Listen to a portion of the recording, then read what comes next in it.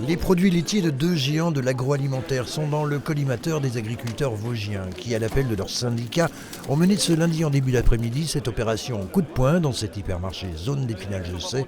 Objectif, rayer les codes-barres de certains produits invendables et donc retour à l'expéditeur. On va cibler les produits de deux marques principalement, de deux industriels qui sont Lactalis et Savencia.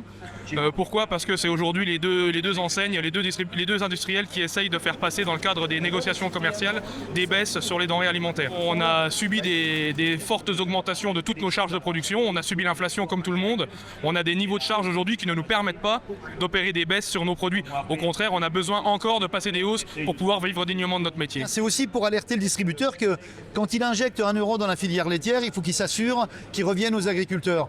Et quand on a des entreprises telles que Savencia et Lactalis qui ne jouent pas le jeu, on demande tout simplement aux distributeurs de dire ne travaillez plus avec ces entreprises-là. Parce qu'on n'est pas assez rémunéré et les charges augmentent tellement qu'on va bientôt plus y arriver si ça continue. Donc il va falloir que ça bouge et puis que ça, si on veut continuer à travailler, si on veut encore qu'il y ait de l'agriculture un jour en France. Mais la loi Egalim visant à protéger la rémunération des agriculteurs et donc pas toujours respectée n'est que l'un des motifs qui enflamme depuis quelques jours le monde agricole français. Nous sommes sur une problématique qui s'inscrit de façon transversale, c'est la problématique de la compétitivité de l'agriculture française. Alors dans cela, on retrouve bien évidemment tout un tas de choses, l'excès de normes, la suradministration. Quand on nous parle de souveraineté alimentaire aujourd'hui et que dans le même temps on va nous demander à nous paysans cette année de dire vous avez 4% de vos surfaces que vous devez rendre improductives, on marche sur la tête et c'est ce qu'on dénonce depuis malheureusement trop longtemps. On a des exigences environnementales qui sont croissantes, on les comprend.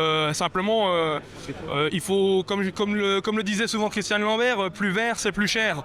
Produire plus vert, on n'est pas contre, mais qui va payer le prix ? D'autres actions ne sont pas à exclure. Des agriculteurs en colère qui mettent aussi la pression sur le gouvernement qui tente de déminer la situation. Il a d'ailleurs reporté son projet de loi sur l'agriculture de quelques semaines.